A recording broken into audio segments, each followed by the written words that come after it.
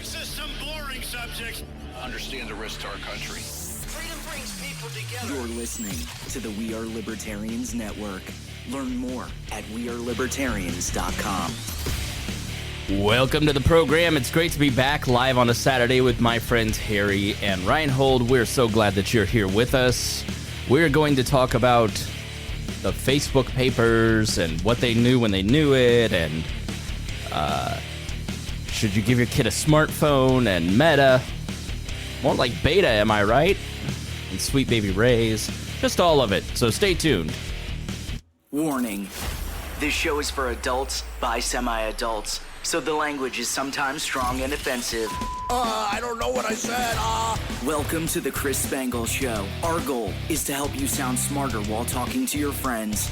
If you struggle to understand politics, we explain it from an independent, libertarian point of view.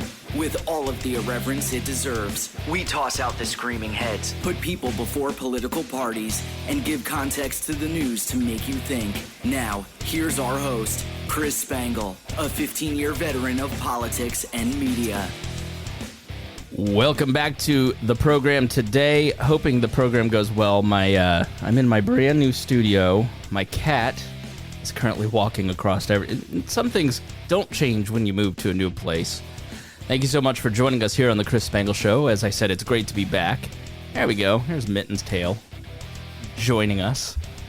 Can you please get out of here? I'm trying to do a professional broadcast. These stupid cats. It is great to be back here on Saturday. I'll update you where I've been here in just a second. But first, let's get the gang back together here. Harry Price, how are you doing? Going good. Glad to be back. Yes, it's nice. Your China episode's doing very well, to the point that I think we should just make this the Harry Price Show. And I mean, that's basically what it's been for the last month. I haven't been here. Yeah. It's Harry Price in the occasional Chris Spangle Show. That's right. And then Reinhold, how are you? I'm doing all right. Just getting by. I guess I'll share the wealth here on the video. Just getting by, Mr. Optimism. You just scared everybody, and you've put a rating on here. We're gonna have to put a rating on the podcast now because you did that. You're the anti-Ted Lasso. Have you guys watched Ted Lasso yet on Apple TV? I don't have Apple TV. Oh, too good, too entertaining, too cheap. What is it? What's wrong with Apple TV? After 7 or 8 different streamings, it's like, no, I can't do another one. I don't like buying into walled garden non-federated services, but I have heard of Ted Lasso. It's chasing me everywhere. Every show I start watching, someone will mention Ted Lasso as a joke. Okay, so here's the thing about Ted Lasso. He is the anti-Tony Soprano. So Tony Soprano came along and changed television because it had always kind of been hokey. Men had kind of been, everything was virtues and superheroes, and Tony Soprano was kind of like the Batman of television, and basically created this whole genre of the conflicted man, right? The conflicting character of, Breaking Bad and Mad Men. These are men with flaws, deeply flawed men who are also have a streak of good, like Tony Soprano loved animals. Ted Lasso is just wholesome and corny and dad jokey, and I was saying to a coworker a couple years ago, I go, wholesome and dad jokey and corny is about to make a big comeback. It's like an optimistic show. It's really good. I really like it. But, Reinhold, you are not the Ted Lasso of this show. I'm just getting by. I do get that, though, because I've noticed with the way social media has been lately, I've been starting to fall more into getting the feeds of the wholesome content stuff, right? So there's groups on Facebook called Wholesome Content. You go in and read that. It's like, some nice, good news to brighten my day, some funny things and nice, wholesome things that happen. Mm-hmm. It cuts down on all of just the miasma and taint and corruption and everything else that's in the news feed, right? So it's like, this is kind of nice. He said taint. I know that's a whole Wheel of Time joke thing that I'm not even going to get into because no one will get it until next month. But I know you're real into this Wheel of Time thing. It's some boomer show I've never heard of before. What is the Wheel of Time? It's Gen X.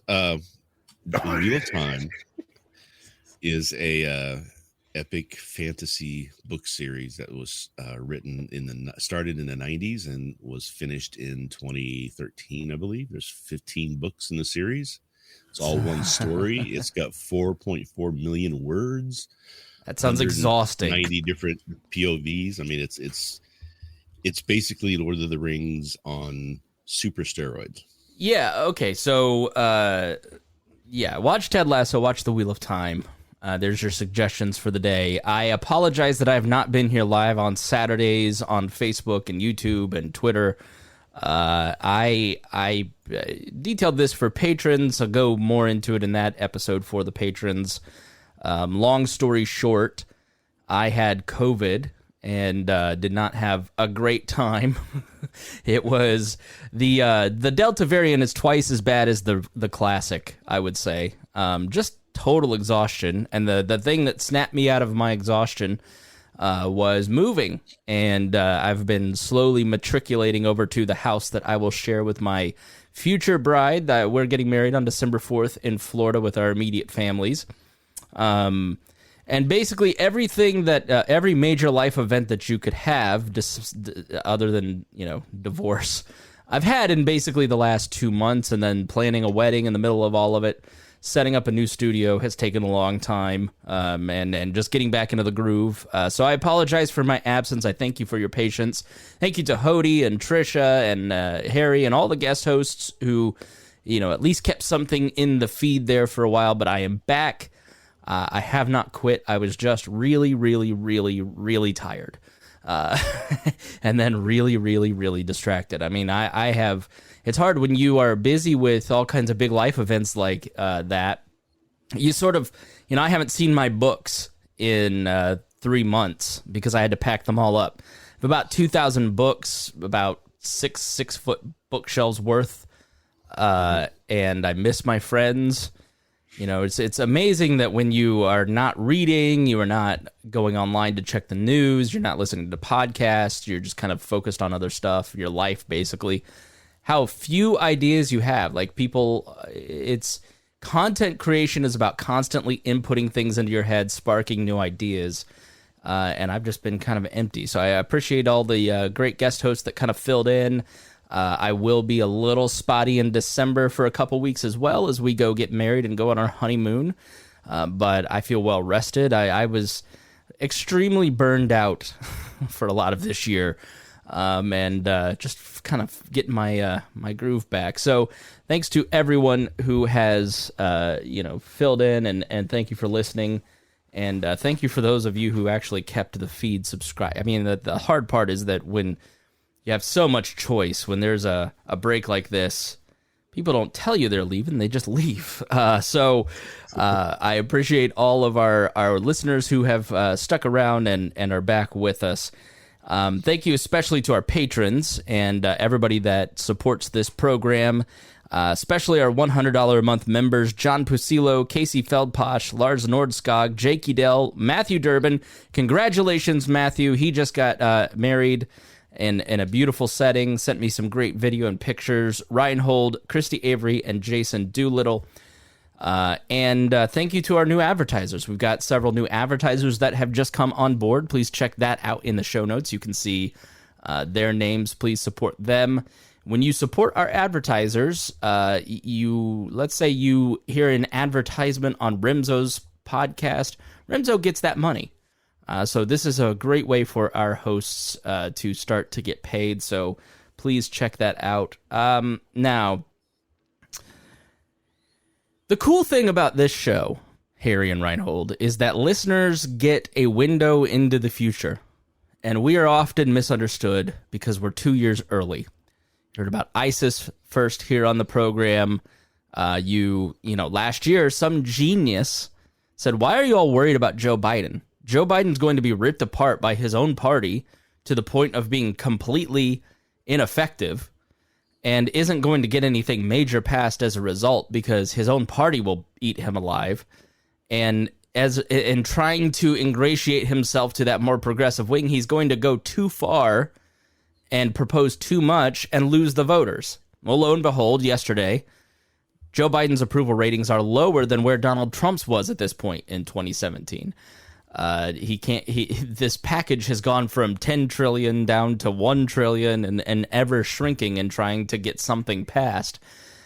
So, obviously score one for me there.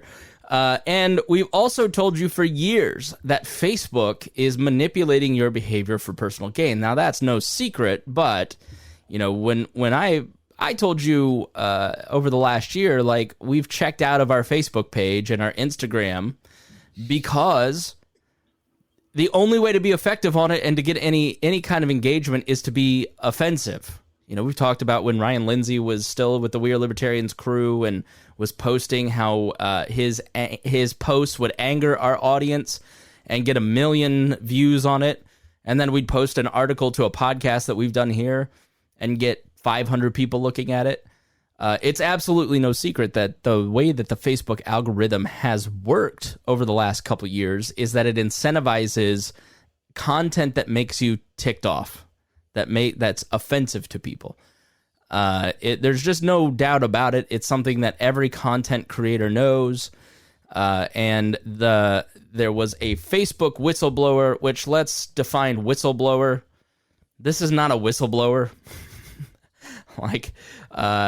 Good on her for telling us all what we already knew, but Frances Hagen has come out and leaked some documents, went on 60 Minutes, testified in front of Congress, and basically leaked this study that was done by Facebook about the impact that their product has on users, and is doing interviews and has kind of helped senators figure out a path forward on how they can attack the free market, the free-ish market. A whistleblower is somebody who, a Julian Assange or an Edward Snowden, who's going to face serious consequences, not end up with fancy profiles on 60 Minutes, in my opinion. But she confirmed basically what we've been telling you, is that the shift in 2018. So in 2018, we used to have significant reach on our Facebook page, on all the Facebook pages that I manage, which is probably about 10. Some of them one of them is very large, and hundreds of thousands of likes. And it's not a political brand, it's a comedy brand. And we were going from getting 60,000 views on a video. They made an algorithm change in early 2018 in response to the anti-Trump march. And we were getting like 5,000 views the next day. I mean, it was just they flipped a switch on the algorithm and it completely changed everything. And they were incentivizing friends and family. And they wanted you to pay if you were a page to get any kind of reach. To get any kind of reach on the We Are Libertarians Facebook page, I would have to give them money, which I'm absolutely not going to do.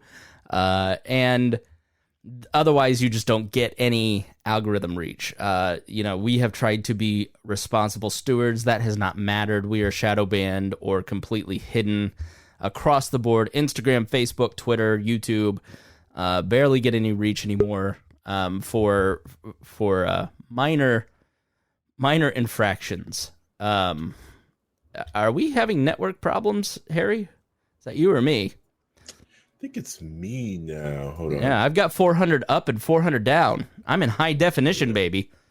Let me tell you, you want your life changed? Get good internet. No more 70. You were also stuttering a minute ago too, so I don't know if maybe some optimization needs to happen on the internal network equipment. Maybe it's the laptop. It could be the laptop. Yeah. Yeah. That's the one problem with Mac laptops, the not having the onboard NIC, so you could just All right, thank you, Harry, for joining the program. It was great to have you here. So anyways, back to my monologue. So they incentivize friends and family, but what's the problem with friends and family? A lot of our friends and family are stupid or crazy. And so, one of the hand-wringing, I don't necessarily have a problem with this, but obviously the New York Times and their podcast about the whistleblower had an issue with all the misinformation that your friends and family share. And there a lot of this is already known, right? If you watch The Social Dilemma, which I started last night, I don't know if the two of you have watched The Social Dilemma on Netflix. No, I've not. No. All right. Well, basically it tells you what we know, what we've told our listeners for a long time, is that you are the product, the advertiser is the customer, and Facebook, most egregiously, but all of these social media networks have incentivized, they're trying to change your behavior. There is a book that I started last night. I think it's called 10 Reasons to Delete Social Media Right Now. And it's by this guy named Jaron Lanier, who invented virtual reality. And his 10 arguments for deleting social media basically are, it's going to make you a jerk. You're losing your free will, which is kind of the big one. And they show you the complete control that Facebook has over their product. They can tweak how much growth, how much engagement, how many advertisements you see. They have a complete view of everything that you do, both now in real life because of your Alexa and your phone in your pocket, and basically every decision that you make. And the goal is predictability. The goal is not just to feed you ads, but if they can predict your behavior, they can get an ad in front of you for their clients. And Facebook advertising, Twitter advertising to a much lesser degree, but Facebook advertising, Instagram advertising, these have revolutionized the marketing and advertising industries and have taken a big chunk out of traditional media. Why do you think that the New York Times and the newspaper industry is so hot on regulating Facebook and destroying that business? Because they destroyed their business. So you used to have classified ads, and if my dad in the 1990s wanted to hire new employees for his janitorial business, he would put an advertisement in the classified saying looking for help, and somebody would call him on the phone and say, I saw this in the Indianapolis Star, here's my resume. If you want to sell a couch, you would put an advertisement in the classifieds. Well, the placement of that was a tremendous amount of revenue for newspapers. Notwithstanding just the placement of regular advertisements. But as the marketing and advertising industry has gone from let's just spray and pray and put out an advertisement on TV, radio, or newspaper and hope that the right people see it, these social companies have come along and said we can hyper-target. We can reach the exact people that you need, and if you're not getting the results you want, we can tweak our algorithms to make sure that you get what you want.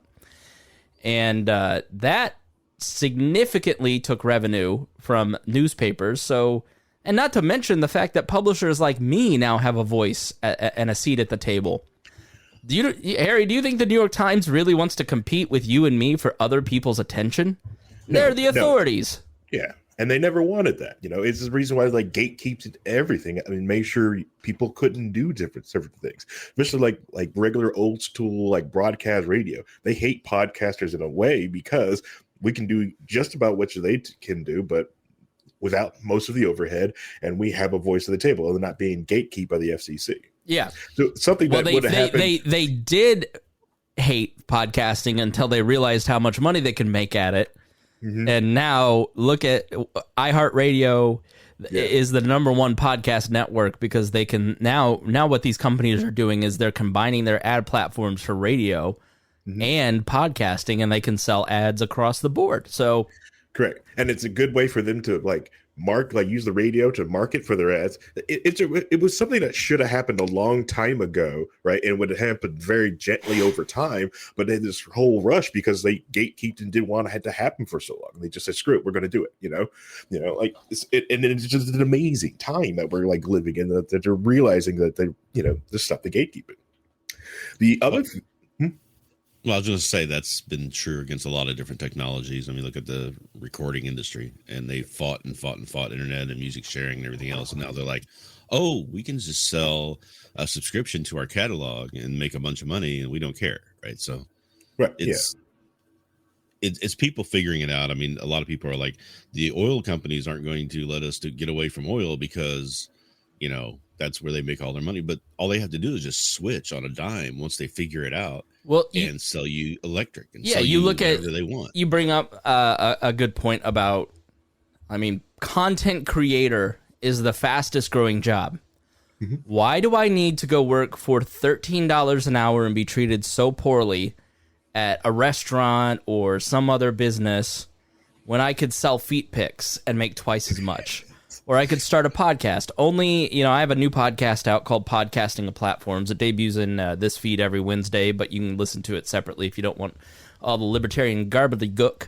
But, I've been talking recently about, the last episode was about monetization. Only 1% of podcasts ever monetize. Mm-hmm. But as there's 4 million podcasts now.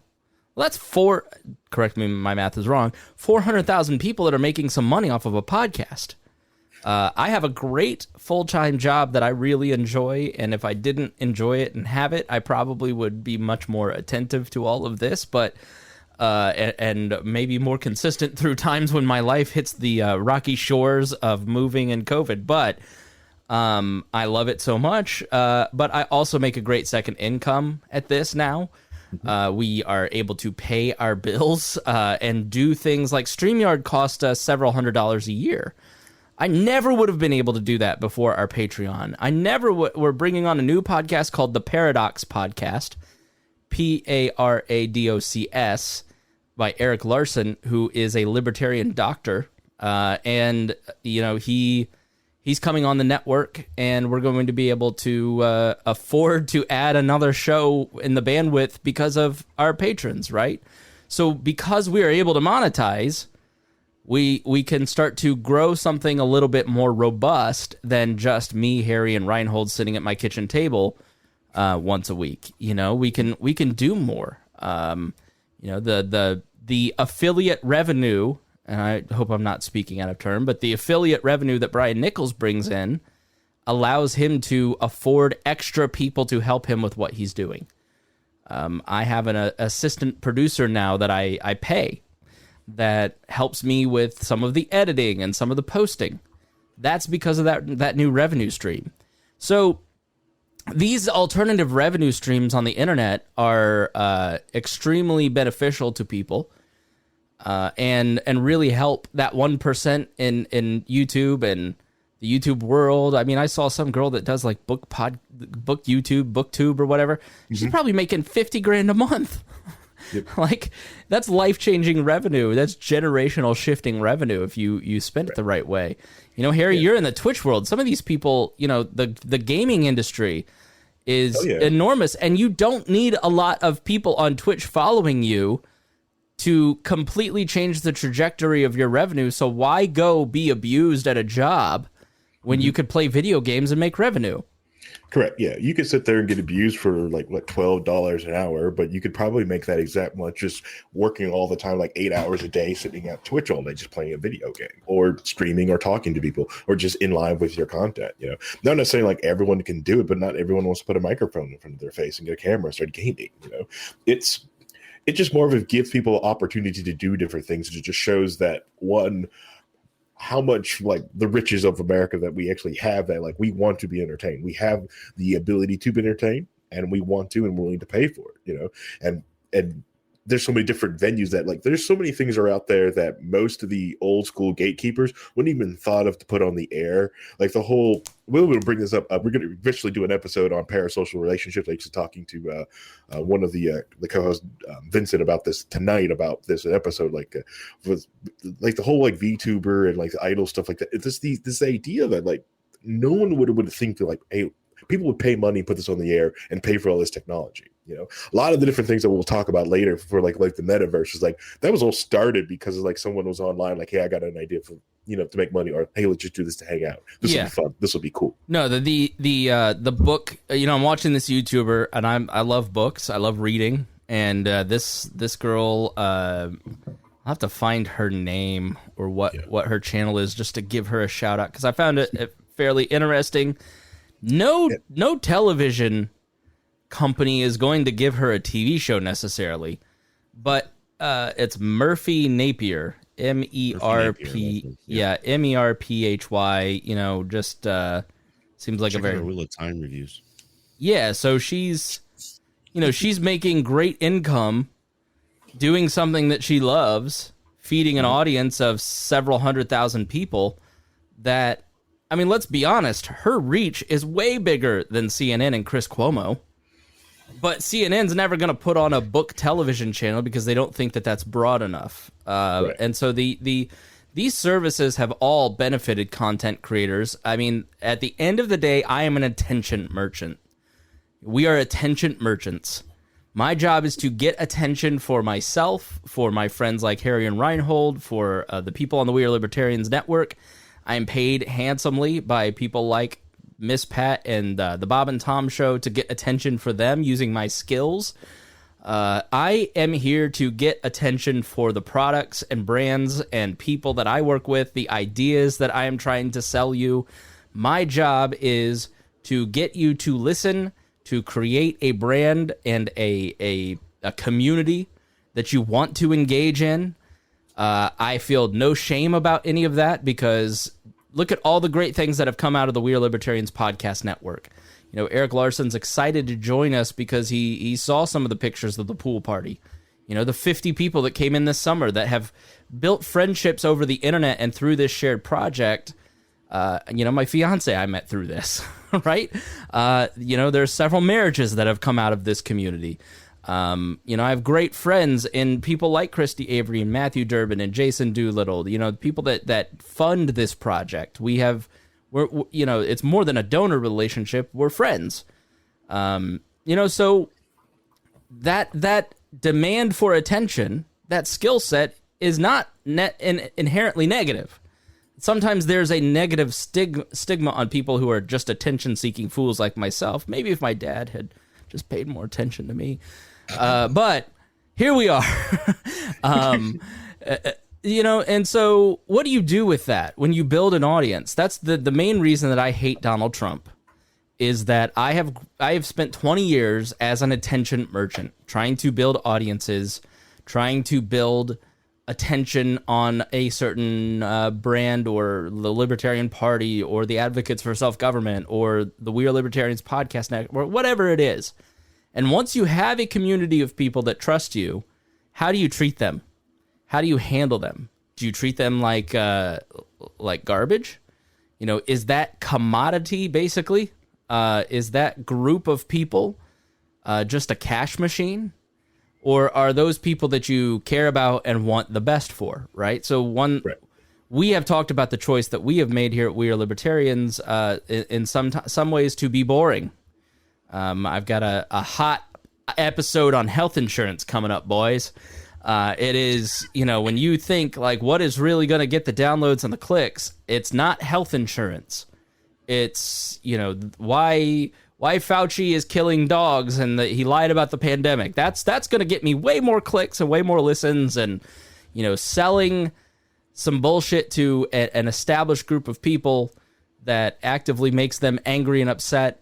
That's going to get me paid better. That's going to get me more attention. That's going to get me more listeners. That's going to get me more patrons.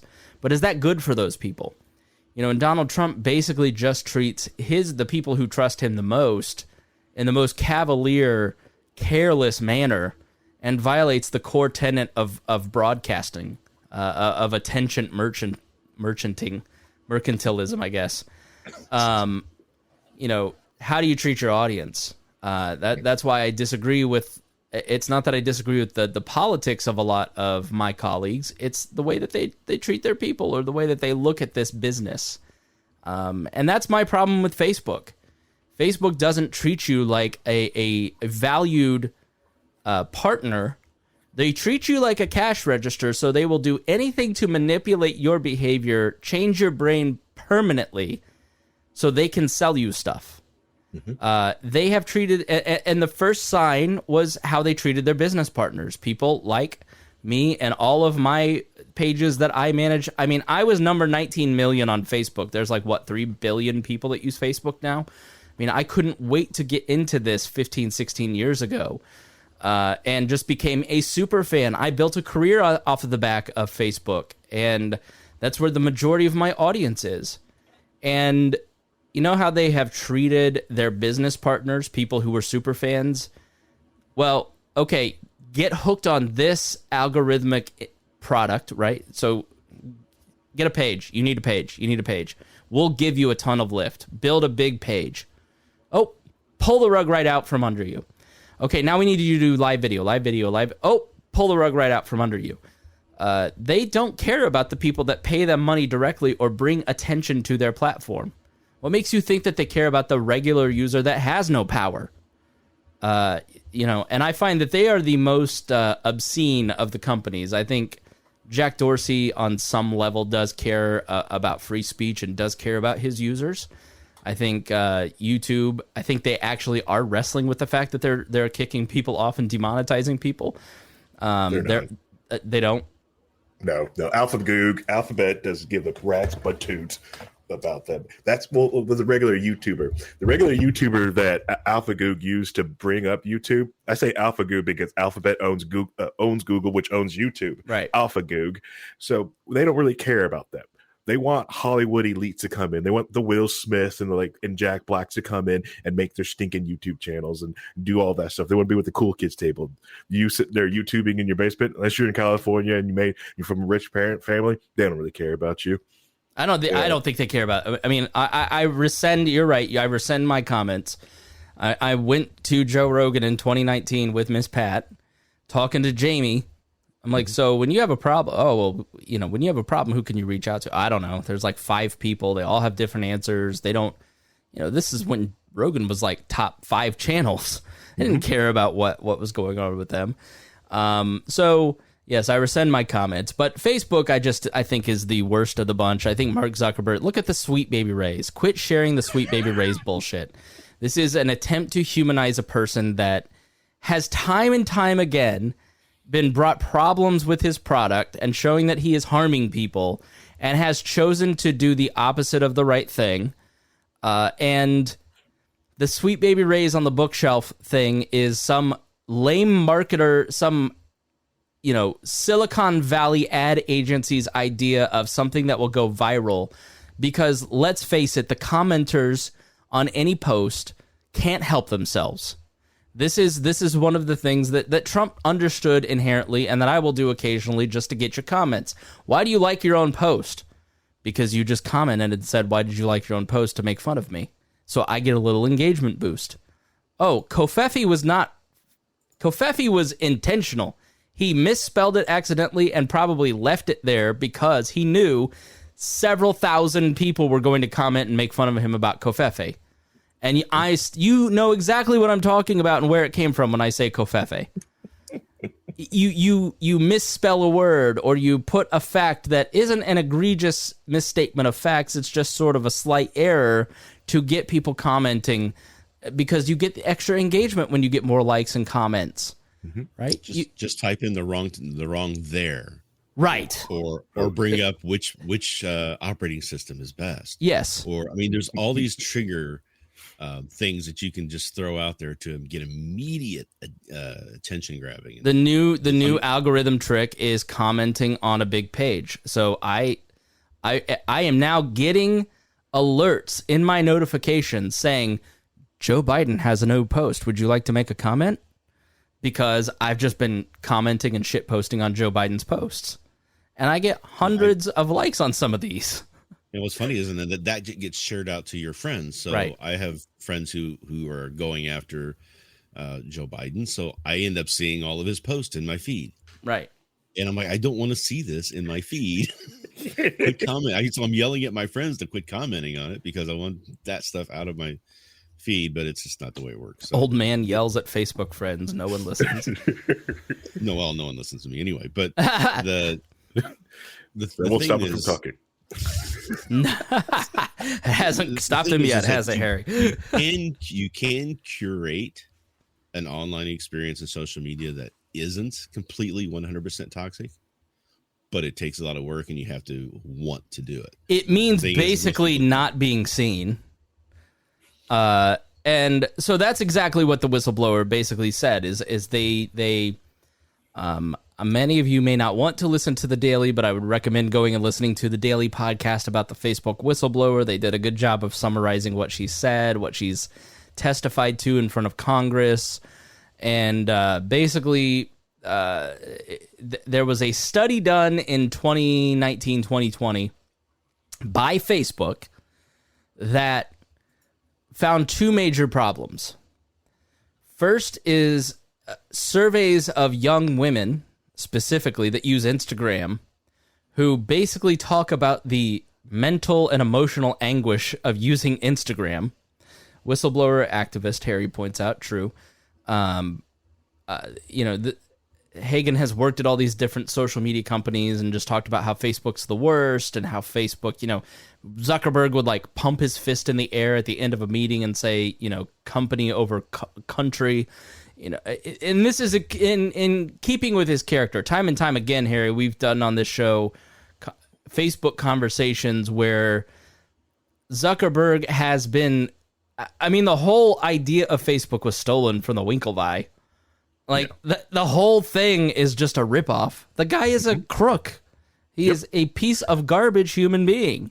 Yeah, he's a crook. He stole most of everything like that. And then when he got everyone hooked in on that, he took the federated code and then put up the walled garden. Yep. He threw the garden up, and locked you in. The moment you got suckered into the whole thing. And that's why what this whole metaverse thing is really, really setting me off, because it is one of those things is oh, he's going to do it again, and these people are going to walk right into it. And so we're going to talk about metaverse after the break, and Harry's going to rant.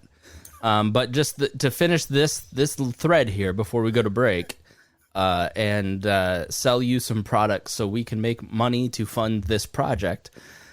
In full disclosure, the findings were basically that Instagram. If you are, I'll never forget, Levy Rainey, who was a co-host on Liberty Explained, once had a hilarious post years ago that said, me on Instagram, and it was this glamorous model shot. Me on Snapchat, with her with just looking like a Southern NASCAR driver. It was hysterical. It was a great post, but it's true. Snapchat incentivizes some authenticity and some silliness, and because it's direct, it's not polished and algorithmic.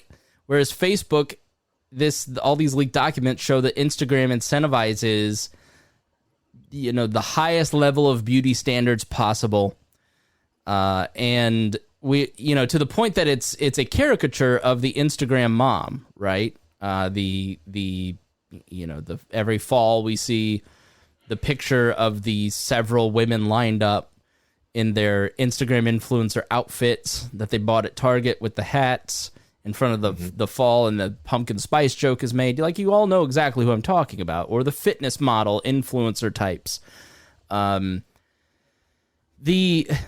problem with Instagram, according to this Facebook study and this activist, is basically saying that this is all intentional, and it's all to sell you ads. And these influencers are a high. And I'll tell you, we at one of my jobs were selling some T-shirts. We posted to a Facebook page with 300,000 people a link to the sale on T-shirts. We sold one off of Facebook. We sold 30 on the Instagram swipe up to 30,000 Instagram followers. So the Instagram stories specifically are this incredible a driver of sales. So Facebook, Instagram story advertising just has exploded because of its effectiveness. So they incentivize keeping you on the product, and they have total control over it. And how long you stay on there. And so basically the recommendations through this survey from inside the company said that we should make these changes. So for instance, instead of the feeding of these certain things, you go back to the way that the news feed used to work, which was chronological posts. instead of the curated AI posts. And it would end up costing 5 hours of attention on Facebook, because currently every two people who use Facebook are on Facebook products 2 out of every 5 minutes, which is insane, right? And so they Zuckerberg made the exact opposite choice. He said, well, I can't afford to lose that much attention. And so in April 2020, he decided to change nothing. The other prong of this is the misinformation piece that we're all familiar with, that I don't need to go into. As libertarians, we're all very keenly aware of how much we get throttled on these platforms because of misinformation. The New York Times podcast is basically talking about how we only need to share things that are sharing CDC-backed information. Okay. So we've done a million episodes of that. We don't need to dwell on it. You get immediately. But the way that Hagen, the whistleblower activist, is setting this up for Congress, the way that the Congress folks are moving, is like regulating tobacco. That you are permanently changing the brains of young women and young people, and we need to protect the children and force these companies to make changes to their algorithms and regulate these industries, which... Okay, good luck with that. I'm sure you'll be successful, because nobody is more technologically literate than a bunch of 75-year-old senators who are asking about Mark Zuckerberg about their personal Facebook page. But plus, how much has that regulation actually helped over the years? Because this right. is not a new thing. I mean, we had Hedda Hopper back in the day doing gossip, and that's how she got all of her attention and money and advertising, and then all the way through. I mean, news media has been that way for decades.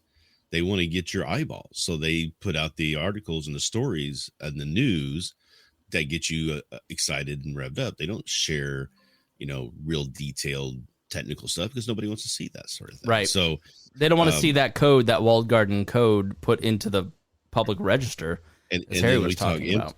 We talk Instagram, and we had Vogue for how many years? We've had supermodels for so long. This is all stuff that's been going and progressing for decades and decades and decades. It's just human nature at this point, where people have realized, and politicians are the worst at it.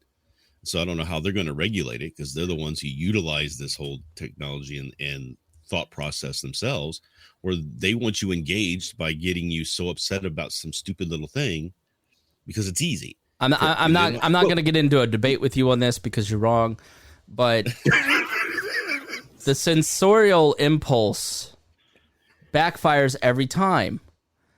It is when we said, if you ban Alex Jones from these platforms, you make it more attractive and more people will seek it out. And since Alex Jones was removed from all of these platforms and memory hold, and people were sent to Parler and sent to Gab and sent to all these, the people like Maya Axton, who used to be on this program, they have been banned from Facebook for many, many years before 2017, 2018. They've been in the little holes in the internet that only Harry can get to for a long time. But you're banning, these dangerous people and sending them into it's like when you get a kid who Rupert used to explain to me when he works with the young people who are getting out of prison, you just end up sending them back for parole violations to learn a better class of crime from a better criminal. Right. And that's basically what we've done with banning people from these social media platforms. And is the Alex Jones mindset more pervasive today than it was when we removed him from these platforms 3 years ago, 2 years ago? Hell yes, it is. Yes. Absolutely, Harry. Go ahead. Yeah, 10 times full. It's over. Like, there's more of them. It's actually like, and before it was like, okay, if they trick, someone shared an InfoWars or a Prison Planet. It's like, all right, I can talk to this person. I know where they're getting the info from. We can talk to them. Now it's just like moderation was done by you and me in the comment section. If you shared an InfoWars thing, your friends were all over you for it, and they were corrected. They were checked. Right. By their friends, the people that they trusted. And now that doesn't happen. And so the mindset has... So I don't know how the government will screw this up and make the problem worse, but you and I both know, Harry, they will. Oh, yeah, correct. Especially when you got the government saying, like, you press F12, you're hacking. You're getting the HTML source code. You know, if we have government officials saying this, come on, it's just going to go 10 times worse. The other thing is with it is, like, the government has the power to actually do something about these social media companies, but they just kind of, like, just do nothing about this thing. Why? Why do you think? Because that's where they funnel all of their money to advertise now. Right. Because, like, to be Bill Gates, to understand that you got an antitrust suit on you for a web browser, yet Alphabet and freaking Facebook can sit there and own all these platforms. And, like, I just did a web browser. I just installed my web browser on my operating system. I'm the issue and need antitrust. These bastards can own like 5 different like social media platforms and own the ad agency, own the freaking the search engine, and the place that people put the freaking like the videos on. Nope, no antitrust there. Nope, let's go to Amazon. I own the servers. I own everything on there. Nope, no antitrust. I'm also going to ship you the microphone so you can get on my platform. It's bull crap that they're just allowing this to happen. Like, nah, this is fine. Sorry, yeah. Sorry, it's that. No. Go. It's that. It's what gets me. It's like what do the kids say? Go off, King. You have the ability. They have the ability to run these antitrust processes. Will just because they use the government to, like, was like, well, that's unlibertarian. No, they use the government to have what they have. They use it. They use the DMCA. They make it so they can get subsidized federal grants and programs, so they can make sure they outpace you on stores and bandwidth, so you can't even think about rivaling Amazon or Alphabet to try to do anything that they're doing. And the only regulation that Facebook is end up doing, because if they don't multiply and get something in front of them, eventually Facebook is going to go down. You know, if you watch Politico, they have all kinds of newsletters, and they have one for lobbying. If you watch those newsletters, Facebook has significantly stepped up their lobbying over the last 3 years. Do you think that's because they're trying to ward off regulation or because they're trying to craft it? Right. Because they're going to cement their place in the marketplace. Yep. Because the other social networks are out there. They're all out there. And people talk about, like, some people haven't left BBSs. You know, there's still people using bulletin board systems are out there. People are still building their own things and going out that. And it only takes like something to happen to make one bigger than the other one, or just the understanding, like, you know what, we're going to leave this one behind and go to this one because this breach here destroyed this thing, or anything. A lot of these things can happen. Sorry. Yeah. So when we come back, because we do need to take a break here and support our great advertisers, when we come back, we're going to talk about the metaverse, and we're going to talk about what we do about all this. You know, because if we don't want regulation and there's clearly a problem, what are we going to do? So stay tuned through the break. We will be right back, and we'll talk about those topics here on The Chris Spangle Show.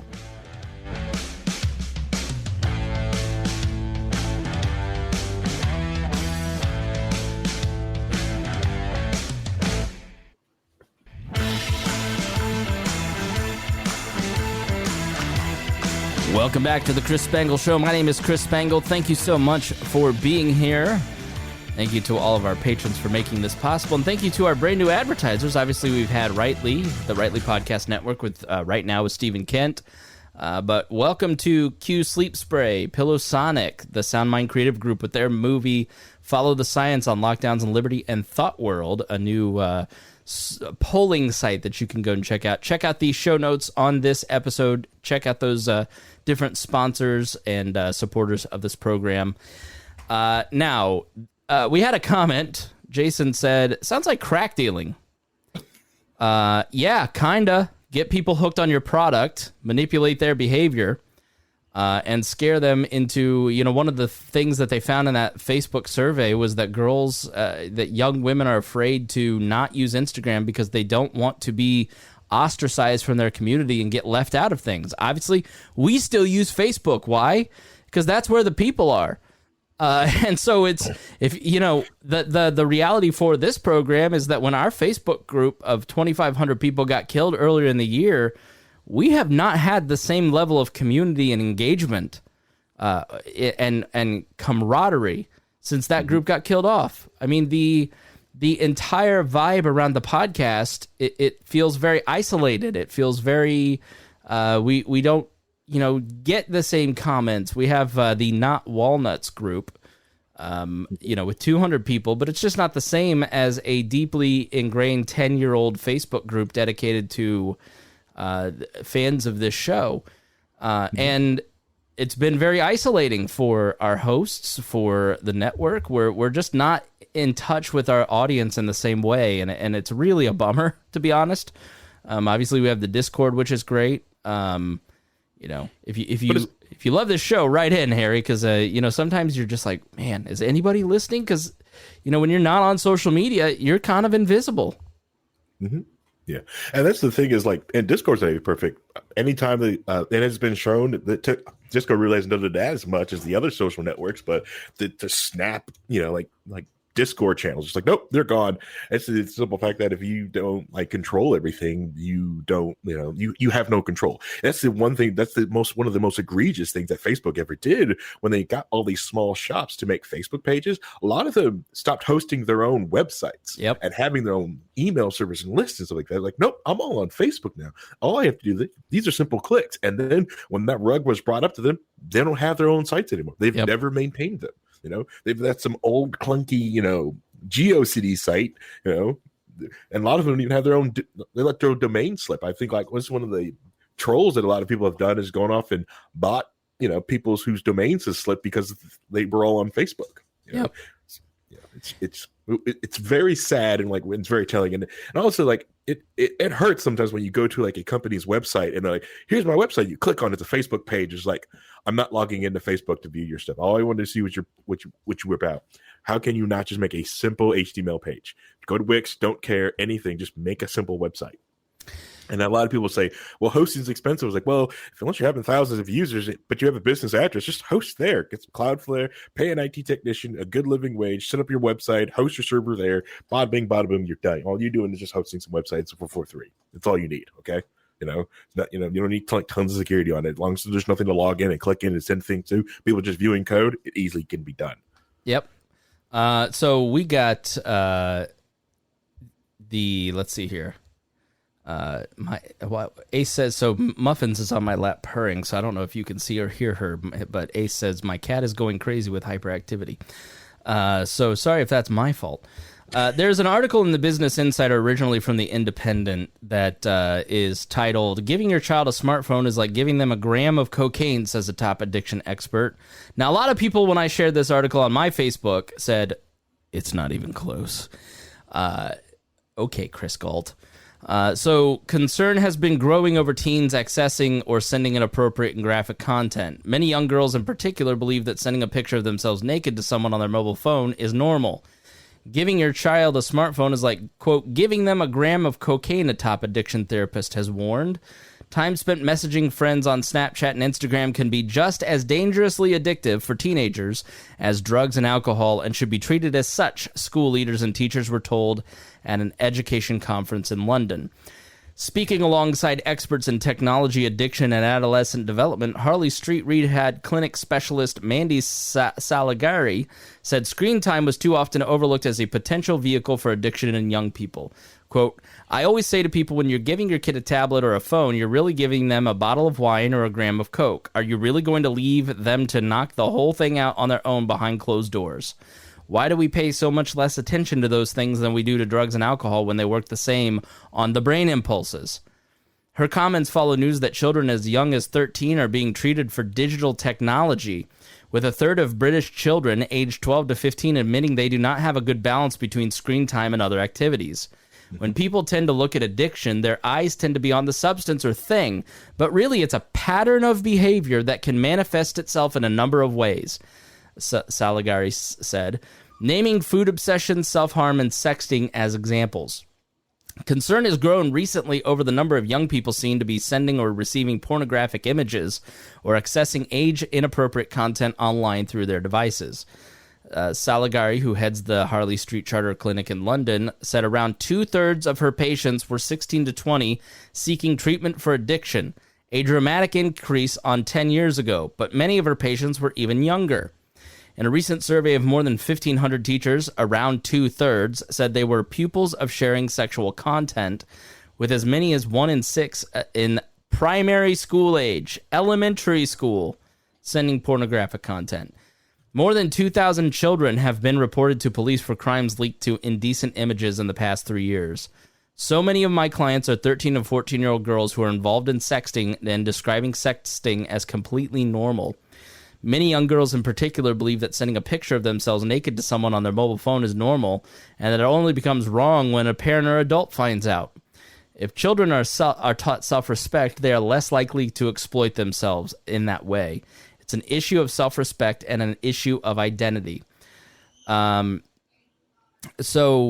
Ofcom figures suggest more than 4 in 10 parents of a 12 to 15-year-old find it hard to control their child's screen time. More than 4 in 10 parents of a 12 to 15-year-old find it hard to control their screen time. I am not Ron Burgundy, but I just read that same thing twice. Yeah, I mean, I am the step parent of a toddler. You are as well, Harry. Regulating screen time, it's not that screen time is always bad. I mean, watching Blippi on YouTube has taught her a lot of stuff. But there is an bedtime. I need my tablet. And we've had to really cut that out and move away from that, because the addictive impulse of that tablet, of that phone, is there in a child as young as 2. Every parent knows exactly what I'm talking about. And then you fret over that.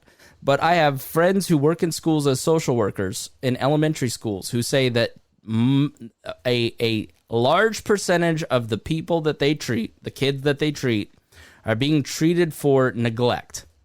And the only issue the parents have is screen time, because they're on their phones so much that the children are suffering symptoms of neglect. Right. And so how do we tell them to get off their screen? And we really try hard to put our phone just down, to not teach that behavior, but it's very difficult. Correct. Especially when our lives are on these screens too. Like I noticed that was really hard with Gunther, was to tell her to get off her tablet, like, well, Daddy, you're on yours. I'm like, yeah, I'm on mine, but I'm reading. And then I'm like, oh, she doesn't see, like, I'm reading a book. She doesn't understand the difference. She's like, I get on mine, I'm playing my games. I'm like, especially when the educational learning things is like that. So it is very difficult, because it is like addiction. I remember I locked it out. Like her tablet has like a lock on it that I can set. So like you have to do this much educational groups, you have to do these different goals, or it locks you out, locks everything out. And I remember when she did it, she played the game, she did all the educational stuff, so she could do anything she wanted on the tablet. And then I realized one time, like, she can get to Coco Melon on YouTube. I know, lock it down all the way. She can get to YouTube, get Coco Melon. I hate Coco Melon. Which is the most addictive of all the shows. I hate that stupid thing. Kathleen K on Facebook says the screen time thing is parents not wanting to parent, period. Yeah. And I won't go to Kathleen, but she understands. She knows. She works in the child area. But I mean, it's an escape. People are finding escape from real life. And I'll be honest, Harry, over the last 2 or 3 months, as I've not had my books, I've not had my routines, I've not been doing the show, I have spent too much time over these last 2 or 3 months on social media. I have never felt more insecure about my abilities, about my person, about this show, about where I'm at in society and in my position. I'm constantly ranking myself against other people. I'm angrier. I'm more emotional. And it's because I'm spending a lot of time on Instagram and not a lot of time reading. And I find myself trying to read and my brain's going, get back to scrolling. And I will notice that I've just lost 30 minutes or an hour before bed just scrolling. And everything in my life is awesome. Like if longtime listeners to this show, if I die, no, I went out on top. My life is great right now. And why am I just angry? Why am I insecure? Why am I feeling less than? Why am I ranking myself so much lower than where I'm at? And it's just because I'm constantly comparing myself to other people. So is there a correlation, Harry, between the richest society on earth with abundance, a lack of scarcity.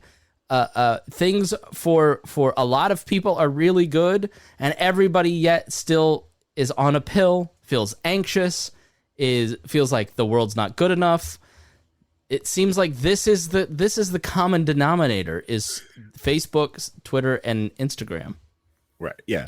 Yeah. Everyone catches themselves doom scrolling. For the people who are like, well, I like my tablet or my something like that because I like to read books on there, I recommend getting something that is like single purpose. Going to do an Amazon product. Everyone knows the Amazon Kindle Paperweight. The Paperweight. So all it does is just read books. It hooks you away from all the other like apps and Facebook notifications. All it does is your ebooks. Get something like that. I'm not saying like you have to do it the Amazon Kindle, but it does the thing. I love the Kindle. You can't attach. I just got a new phone, and I kept my old phone as an iPod. And there's nothing on it. It does not connect to the internet. It just accepts to download the podcasts that I want. Yep. Because I want to be out on a walk and not get that nagging notification. Bing, bing, Slack, right. Bing, bing. Yeah, so Kathleen, like I said, who has some expertise in this, says, absolutely impacts kids in so many ways. Attention. Have you seen the stuff about little kids and shows like Cocomelon? It's the amount of time between things changing on the screen in the show, which is under 4 seconds. Super addictive. Okay. And so when Facebook comes out, Harry, and so basically this meta change is Zuckerberg coming out and saying he wants to build a connected reality that includes mainly virtual reality. So you can create your perfect world, you can create your own avatar, you can have cool experiences and exercise with friends and connect, beyond FaceTime. Your holograms are having coffee together. Don't follow him down that rabbit hole. That seems like the greatest way to end up. Like, I moved to this neighborhood in downtown Indianapolis. It's called Fall Creek Place. This is in the center of downtown, and I will be quite open about this. I have bought into some of the bullshit that I see online. And then I'm sitting there thinking, all right, I'm a Christian, conservative-leaning person. We're going to move to this trendy, upscale part of downtown. I hope my neighbors accept me and like me because I'm different than them, because they're obviously all going to be pink-haired liberals with LGBT flags running around trying to vaccinate me with my 14th booster, right? Like, we build these avatars based on the one video that you saw. We take the one video that we've seen from the other side and pretend that that is all of those people. So I'm just sitting here like nervous about moving to this area of town, thinking like I'm not going to be accepted as a person who really, like, in reality, I'm a Mitch Daniels Republican who aligns more with Duck Dynasty than Reinhold. But I, so I have never lived in a friendlier place. Like, more than Plainfield, where I grew up. We all have front porches, so everybody in the evening when it was nice, we're all sitting out on the front porch. My little girl has, like, multiple friends in the neighborhood, and we've made friends with the parents, and there's, parks around the corner. The woman next door helped start, like, every Korean restaurant in town. The woman on the other side is this, like, entrepreneurial person. We've got...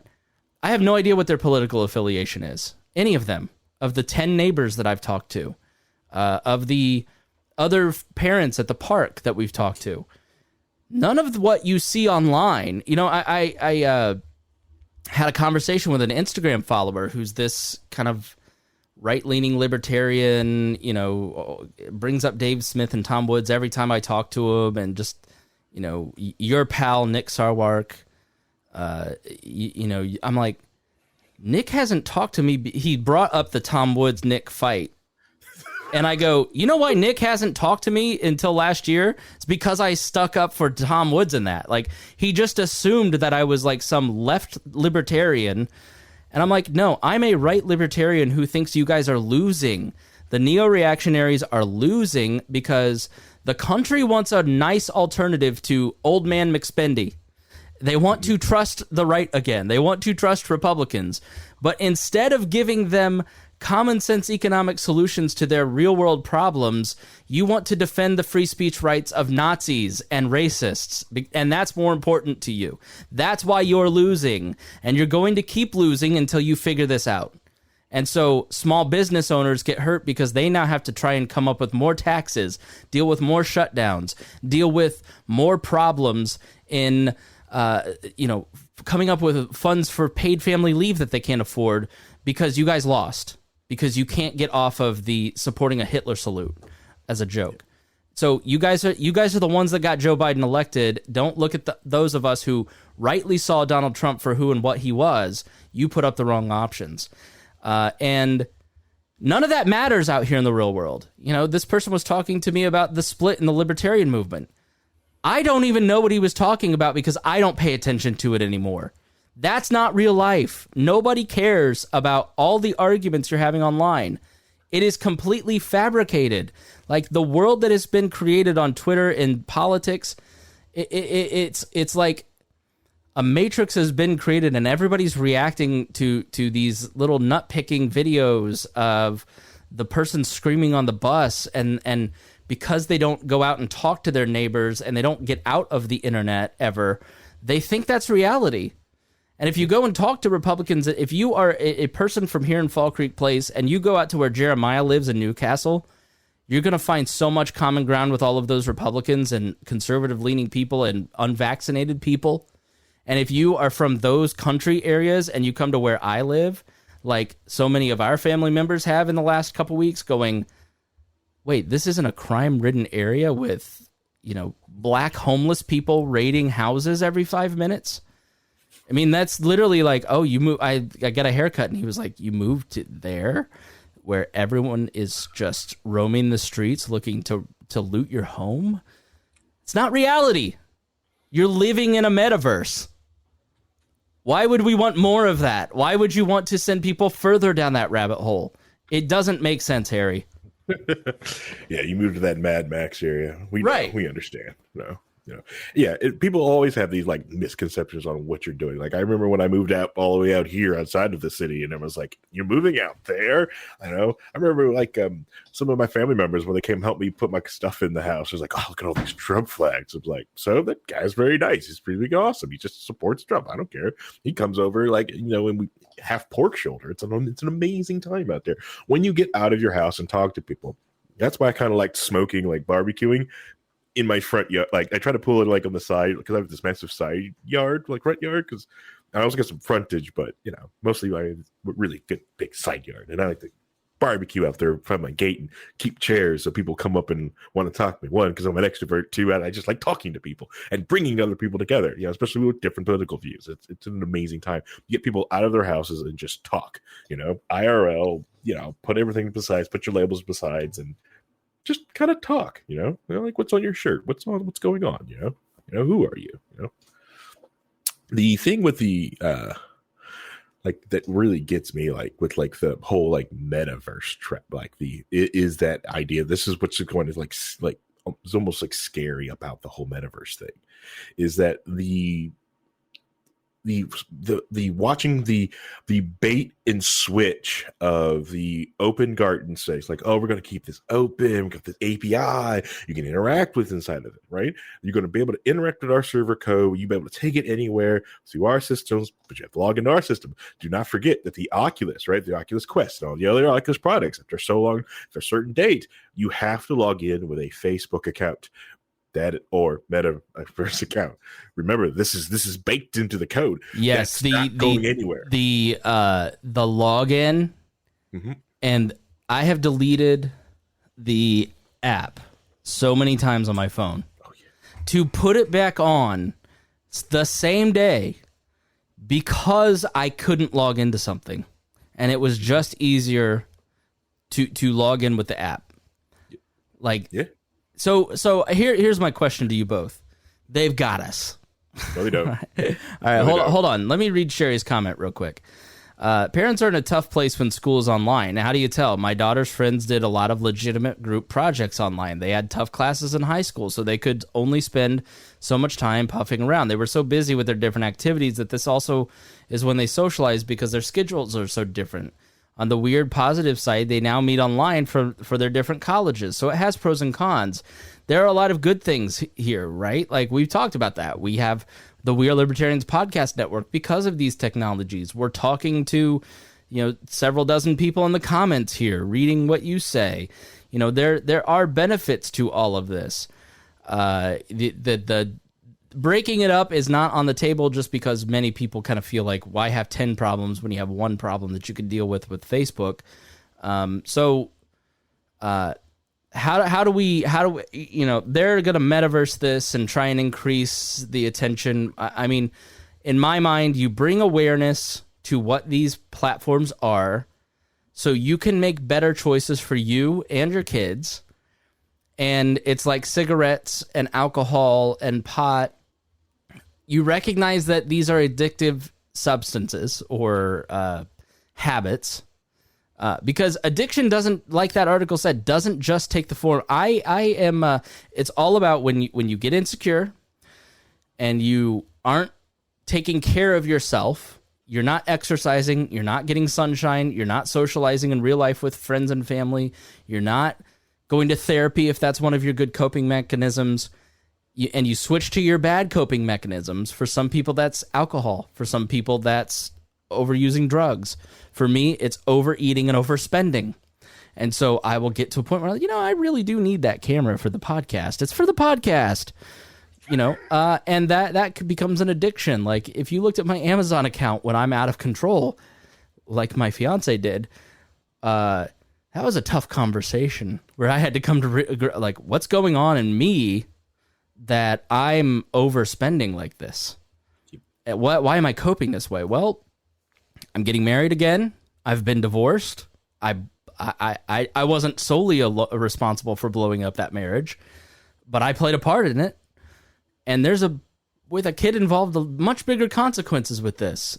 And so there is a lot of terror and fear about getting married again that I had not acknowledged and did not even know I was going through until I had to check myself on my addiction.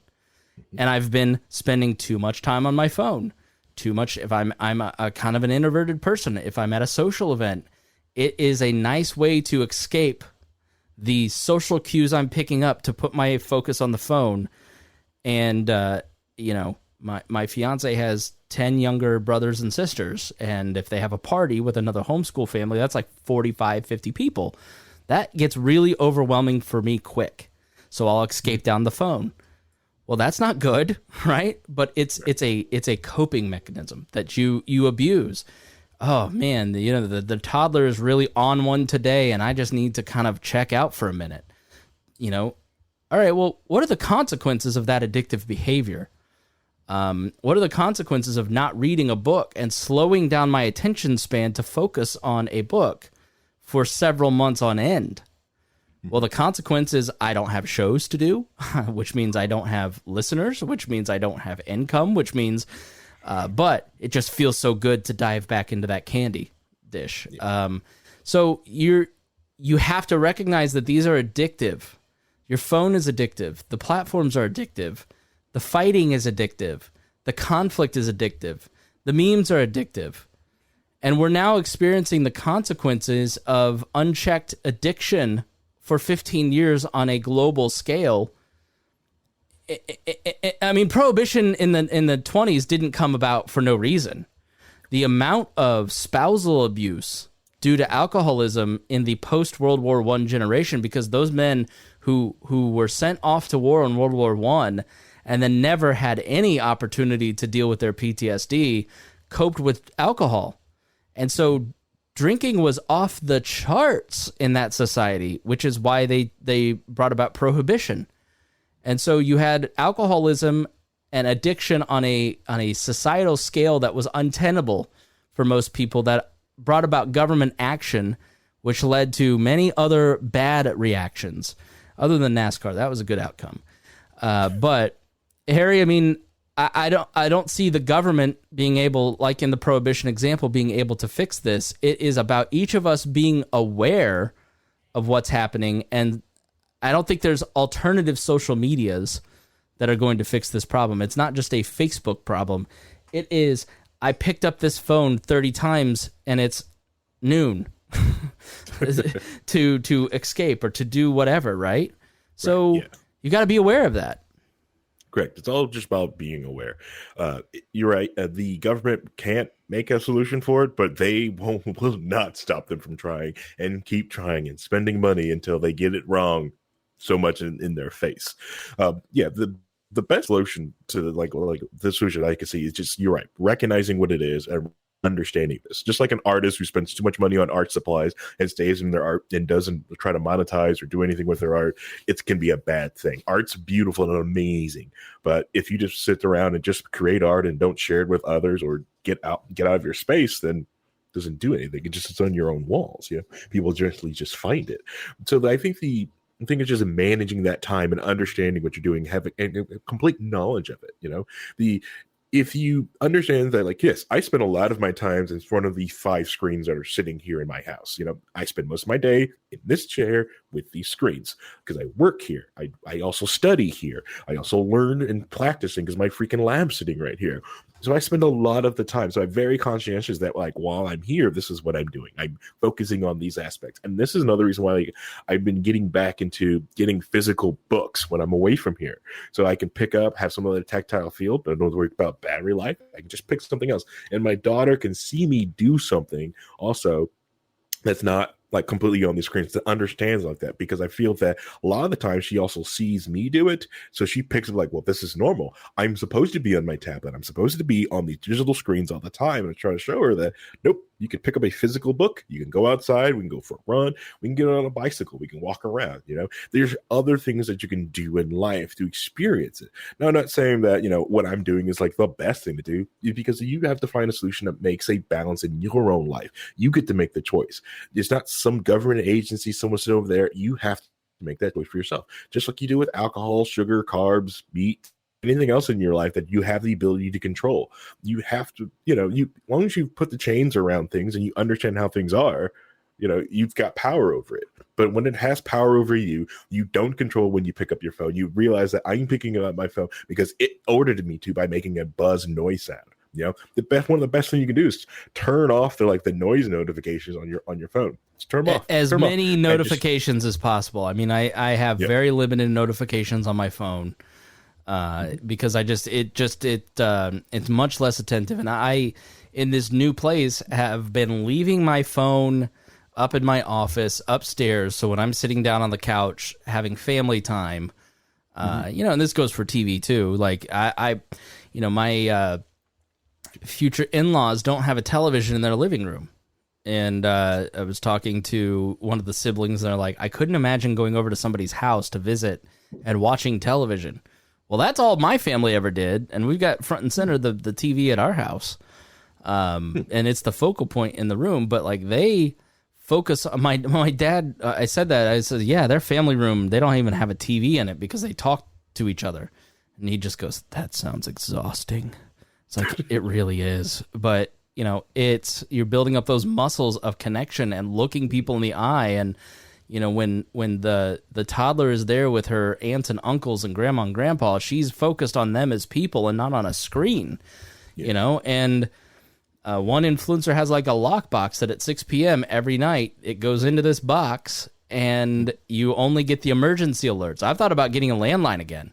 So so work can call me on my landline in the morning.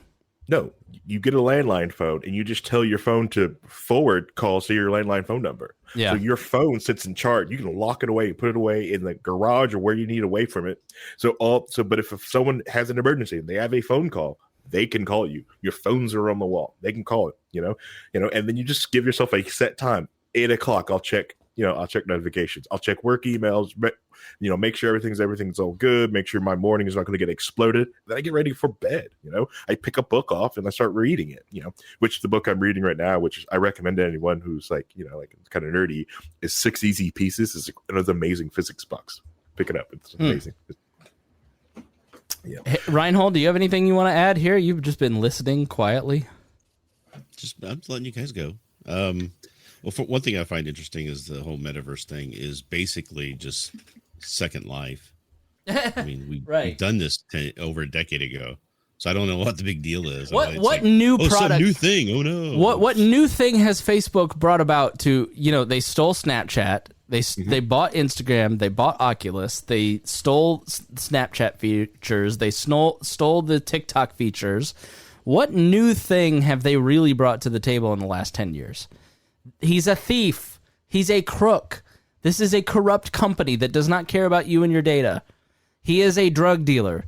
If you hate, I love crack dealers because of my friend Miss Pat, but he is a drug kingpin.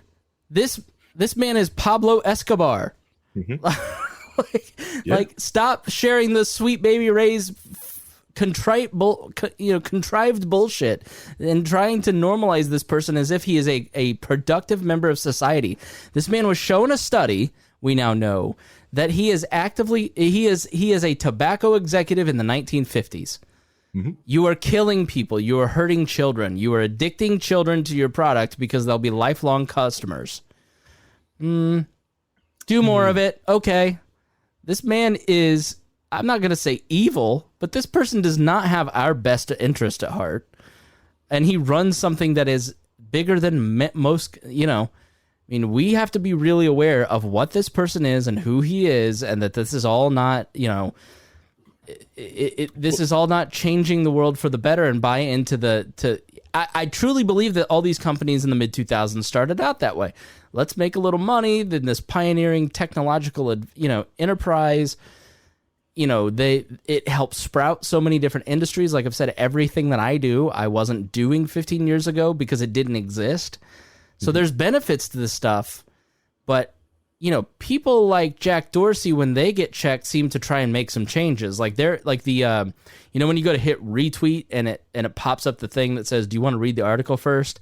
That has shown to have significant impact on the spread of so-called fake news and propaganda.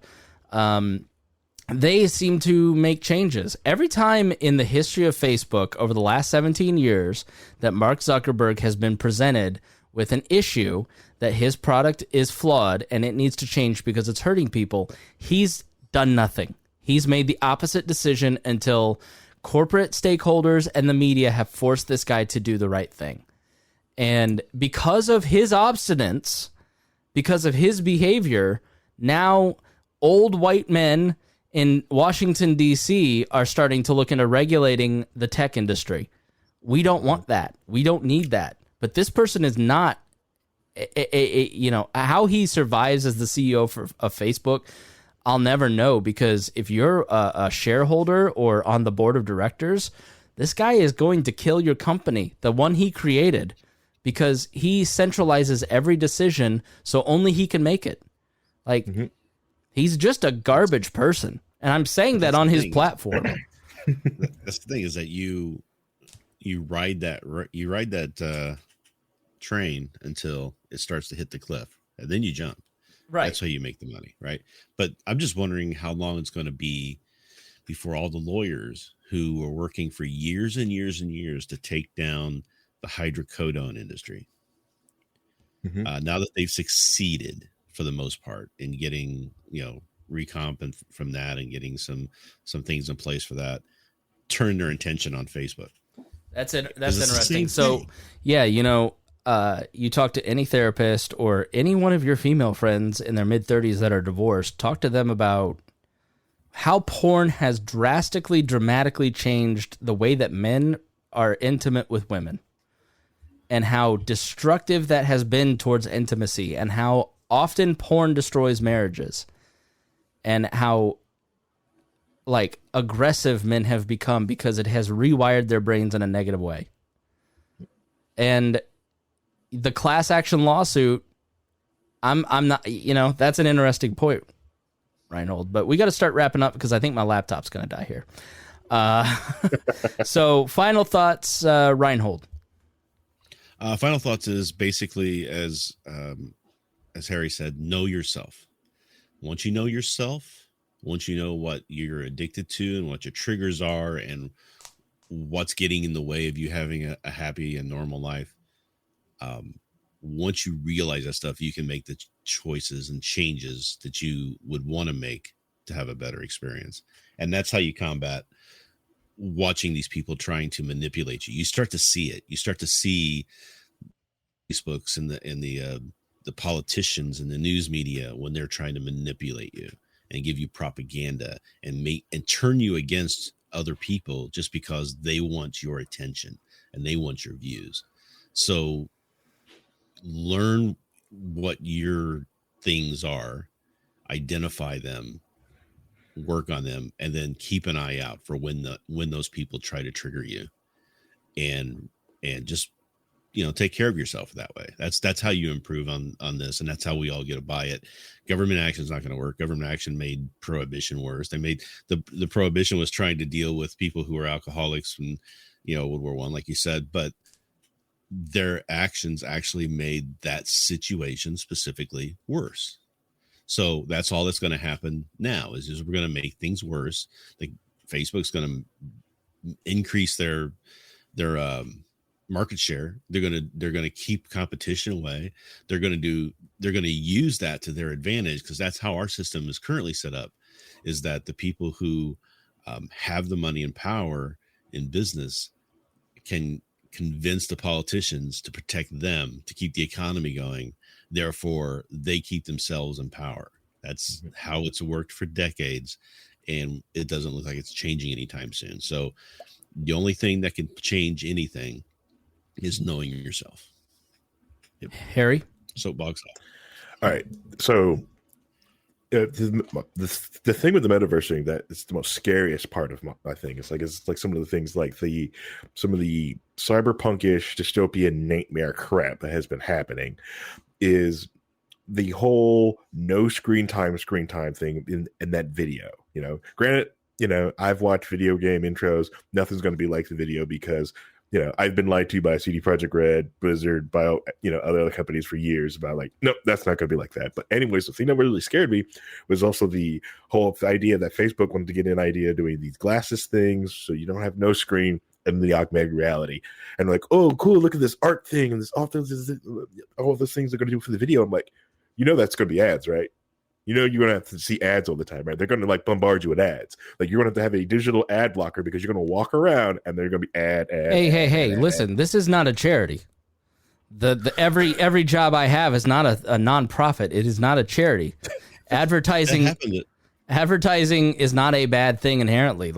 People love the Bob and Tom show. The Bob and Tom show wouldn't have existed for 40 years had it not been for advertising. But there is a set way that the advertising is fed to you that is predictable in ad breaks, and it is not sneaky. It is not stealing your data and that's the part where the Cambridge Analytica stuff starts to concern people. There's nothing inherently wrong with advertising. I mean, maybe I'm biased, but if you put in work, you should get paid. And the advertising model of free to you, funded by people who want to access your attention, is not inherently bad. But I don't want one of these stupid Amazon earpods following me around every second of the day. So listening to everything I do, I probably should unplug the Alexa in every room of my house, but what can I do? Well, that's what happened this Second Life, is that it became just a big ad dump place. Yeah. Companies started trying to build it in environments inside of Second Life. So, okay, Pepsi. Pepsi is now having meetings inside Second Life. That was a thing 10, 15 years ago. And now if you go into Second Life and you go to one of these larger hubs that people connect to, you just see advertising everywhere. Yeah. It's become just obnoxious. And that's why people started to believe in that. And really all of this was predicted with the, I can't think of the name for some reason. Not Ready Player One, but the other one. I know what you're talking about. Yeah, where they go to the ad. But I don't want to bully. I'm not bullying ads. The thing is it's not like you're going for a product and you're getting an ad. It's just more of you're a member of Facebook. You've got this or metaverse. You got your glasses on. Ad. No, that's the thing in podcasting too, and we're kind of a little too ad heavy because I'm new to advertising on the show and trying to figure out the thing. You have too many ads in your show. People just don't listen. If it gets too overwhelming, people just check out. Yeah. And then there's, of course, like that Black Mirror episode where, like, you've got ads inside your house to pay for your housing. It's great. And then one other thing that also worried about me, like the whole metaverse thing, is like the whole, like the great, like, what's the great reboot that's going on, that you will own nothing because everything will be non-fungible tokens sitting in the metaverse. So you don't need a house. You really just need I don't know, like maybe a pod or something that you live in. And you can probably just eat bugs because the food you'll eat will be digital and online and look like steak, but it'll really be bug, and you will be in your pod and you will eat your bugs and you will own nothing and you will like it. And that's the thing, is we've seen this predicted for decades through the cyberpunk community, through those stories where people would connect up to the internet. It was basically, I mean, I don't know how we in the 60s are predicting exactly what's going on right now, but they did it. Gibson did it. And people would actually, instead of having helmets and glasses, they would jack in. Yeah. You would actually plug into a piece of your body that's imported, and it would feed directly to your optic nerves and to your sounds and your sensations, right? That you could experience this. And it was better because it was more controlled. It was more free. You had, and that seems like a contradiction, but you're able to do what you wanted to do, but you're also in your own safe spaces at the same time. And you're seeing beautiful things that you couldn't even imagine in the real world. So why would anybody spend time in the real world anymore? People would literally, in these books, literally buy a pod, they rent a pod and just sleep in there. That turned into, the Matrix and things like that started coming out of that whole, ghost mindset. But this is all the stuff that people were predicting. All right, fellas. It's based off human nature. Yep. All right. Well, thanks everybody for listening to this show. We really appreciate it. The brand new setup that I've never run before. The laptop is apparently not powerful enough, and is about to the battery power. Even though it's plugged in, is going. And I'm at 4%, and it's going to crash. So, all right, we got to go. Yeah, time to get a PC. Harry says, no, I got a new laptop, but it was new to me. It's still a 2015. Got to get one of those new. Get you a server in there. I got to get one of those new MacBook Pros. It's more powerful than my Mac Pro editing machine. No, just get a PC to run the stream and then use your laptop for everything else. All right, we'll talk. All right, everybody. Thank you so much for listening to the show. We really appreciate it, and we will see you again tomorrow. Thank you for listening to the Chris Spangle Show. Thank you to Harry. Thank you to Reinhold, and thank you to you.